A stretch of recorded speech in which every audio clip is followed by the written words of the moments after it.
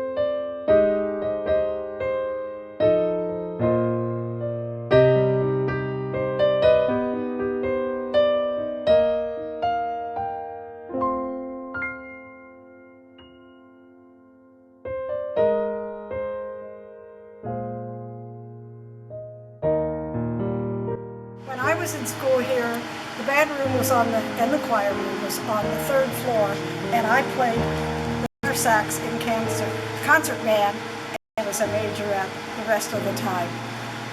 The person who was so good at this was Dwight Somerville. He is the one that made music here at the high school.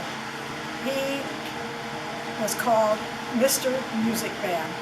He was so dedicated and built the band, and will always be remembered as being such a wonderful, wonderful person.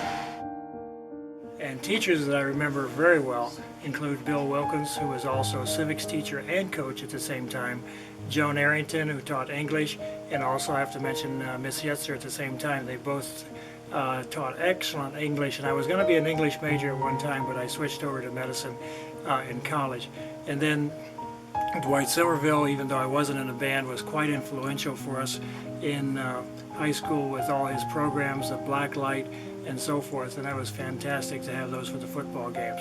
And then there was Mel Johns, who was in algebra and math with us, and actually Mr. Mon taught math as well. Many great teachers, many very successful students, a fantastic educational program that they have here, and they're still continuing it with that today.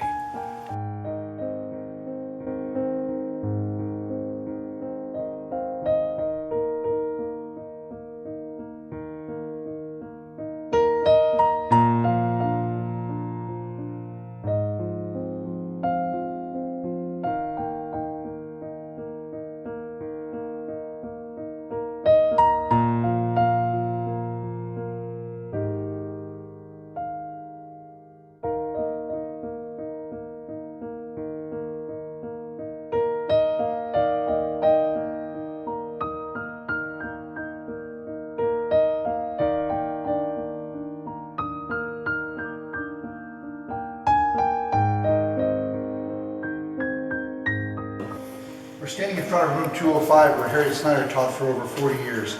Harriet Snyder is one of our distinguished teachers and our hall distinction, and we all miss her greatly. She was a great teacher. And fun. Yeah, she was a great teacher. We enjoyed it. We enjoyed, well, I'm not sure all of us enjoyed dissecting frogs, but we did do that. We also remember her as probably one of Shelby High's greatest football fans. Yes. She was at all the games and continued to be a Whippet fan for decades. Yeah. And I might add, she was a huge Buckeye fan as Oh, yes. well. Oh, yeah. She loved her Yes. Buckeyes. She was awesome. Loved her.